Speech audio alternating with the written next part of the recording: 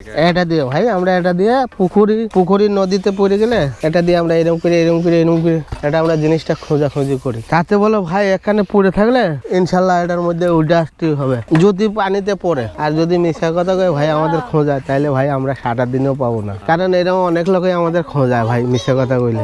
না ভাই আপনাদের মতো কিছু ইয়ং ছেলে এক জায়গায় বসে থাকে না, বলে যে আমার কাকুর এই জায়গা দিয়ে একটা আংটি পড়ছে, গোসল করতে আজকে কয়েকদিন হয়, এই কয়ে আমাকে নামাই দিয়া ভাই হ্যাঁ আবার কয় বলে আমি আইতাছি তোমরা খোঁজো আমি আইতাছি, এই কয়ে পালিয়ে জায়গা ভাই। তারপরে স্থানীয় লোকদের কাছে জিজ্ঞাসা যে ভাই এখান দিয়ে বলে আংটিটা পড়ছিল ওই যে ফল না ভাই, ও ভাই আপনাদের মিথ্যা কথা বলছে ভাই আপনাদের ভাই এখন টেকা দেয় না কিছু দেয় না, সেখানে আমাদের খাটনিটাই ফাও হয়। এটা দিয়ে এটার মধ্যে মাটিগুলি এখানে ঘুরে এটা দিয়ে আমরা খোঁজাখুঁজি করি ভাই। এই যে ভাই এটা হলো খাসি ভাই, খাসি বলে, হ্যাঁ ভাই এটা খাসি বলে।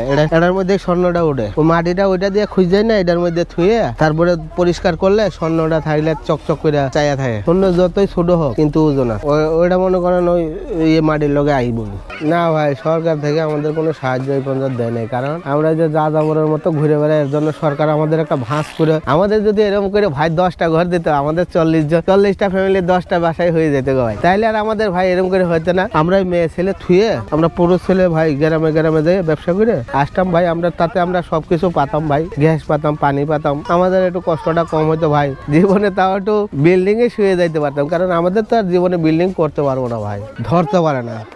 আর আমরা মুন্সিগঞ্জ জেলার মধ্যে আমরা থাকি, কিন্তু ওই জায়গায় আমাদের চেয়ারম্যান মেম্বার আমাদের সেরকম একটা দেখে না ভাই। এখানে প্রায় 36টা থেকে 40টা ফ্যামিলি আছে একটা। তারপরেও ভাই গুচ্ছগ্রামে এখন যার কারণে গুচ্ছগ্রাম ভাই এক একটা গুচ্ছগ্রামে আমাদের 4টে ফ্যামিলি করে থাকা যায় ভাই। যত সুন্দর করে গুচ্ছগ্রাম সরকারের দেশে ভাই, এইসব গুচ্ছগ্রামে 4টে করে একটা ফ্যামিলিতে থাকা যায় ভাই।